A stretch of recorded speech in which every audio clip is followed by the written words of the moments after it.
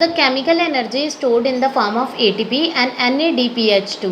अब जो chemical energy होती है ग्लूकोज में ही जैसे वो किस फॉर्म में स्टोर होती है, इन the form of ATP and NADPH2।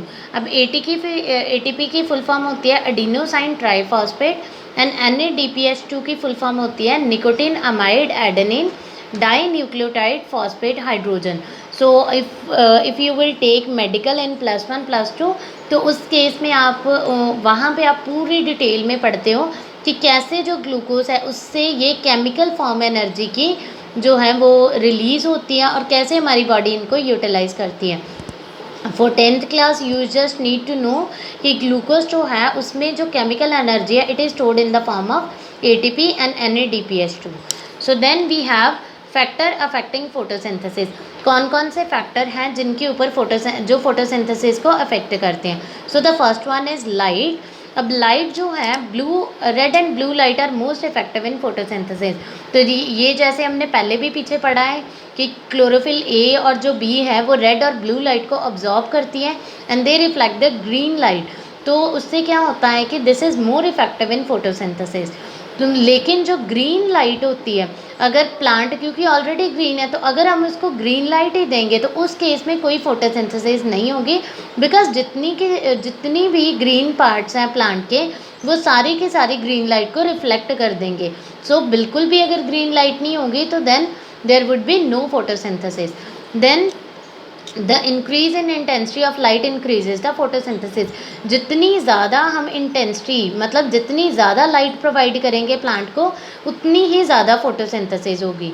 So then the next we have water. So less availability of water reduces the rate of photosynthesis. अगर हम प्लांट को प्रॉपर वाटर ही नहीं देंगे तो फोटोसिंथेसिस का प्रोसेस जो है वो हिंडर हो जाएगा, वो वहीं पे रिड्यूस हो जाएगा, आगे नहीं होगा। So then we have the temperature. So जो रेट ऑफ फोटोसिंथेसिस है ये इंक्रीज होता है with the increase in temperature up to 40 degree Celsius. अब क्या है कि जो रेट ऑफ फोटोसिंथेसिस है वो जब टेम्परेचर इंक्रीज करते हैं 40 डिग्री तक, तो 40 डिग्री सेल्सियस तक, तब तक ये क्या है कि इंक्रीज होता है। लेकिन जैसे हमें पता है हर चीज़ का एक थ्रेशोल्ड लेवल होता है, मीन्स एक मैक्सिमम लिमिट होती है। तो प्लांट्स की भी मैक्सिमम लिमिट क्या है, मेनली जो प्लांट की लिमिट है that is 40 degree Celsius. Exception, no doubt exceptions are always there कि डेजर्ट प्लांट में थोड़ा उसकी रेंज बढ़ सकती है, बट इन जनरल जो प्लांट्स होते हैं उनका 40 डिग्री सेल्सियस तक टेम्परेचर अगर है तो फोटोसिंथेसिस इंक्रीज होगी। लेकिन जब ये अपने इस थ्रेशोल्ड पे या इस लेवल पे पहुंच जाते हैं, so above this temperature there is decrease in photosynthesis. वहाँ पे फोटोसिंथेसिस डिक्रीज होना स्टार्ट हो जाती है। सिमिलरली लो टेम्परेचर के लिए भी है। फॉर एग्ज़ाम्पल कि हमारे पास मिनिमम 5 डिग्री सेल्सियस या 7 पर अच्छे तरीके से फोटोसिंथेसिस हो रही है। अगर उससे भी मिनिमम चला जाएगा तो फोटोसिंथेसिस जो है वो डिक्रीज़ हो जाएगा, रेट ऑफ फोटोसिंथेसिस वहीं पे इनहिबिट हो जाएगा। So then we have the carbon dioxide. The rate of photosynthesis increases by increasing the concentration of carbon dioxide. अब जैसे जैसे हम कार्बन डाइऑक्साइड की कंसंट्रेशन बढ़ाएंगे वैसे वैसे फोटोसिंथेसिस का रेट भी और बढ़ जाएगा। लेकिन for this also there is a certain limit, there is a threshold. Threshold level means maximum और मिनिमम लेवल।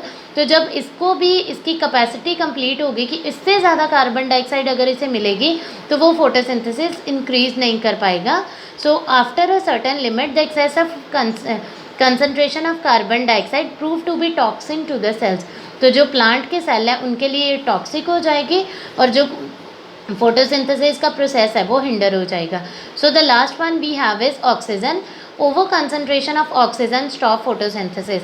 तो जैसे कि हमें पहले ही पता है कि जो फोटोसिंथेसिस में ऑक्सीजन है वो एज अ बाई प्रोडक्ट निकलता है, तो अगर वहाँ पे भी ऑक्सीजन का सेल में कंटेंट बहुत ज़्यादा बढ़ जाए तो उससे क्या है फोटोसिंथेसिस स्टॉप हो जाएगी। इसे हम बोलते हैं वैसे negative feedback.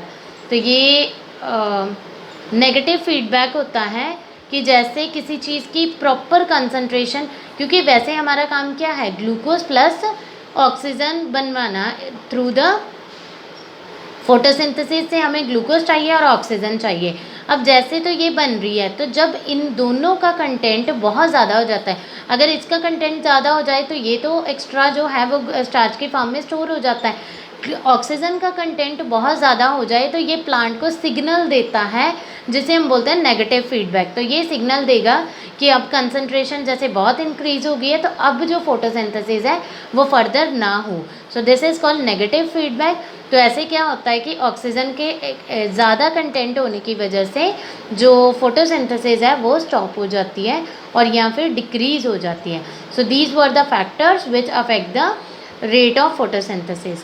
So this is students, this is all about the nutrition in plants and the whole process of photosynthesis.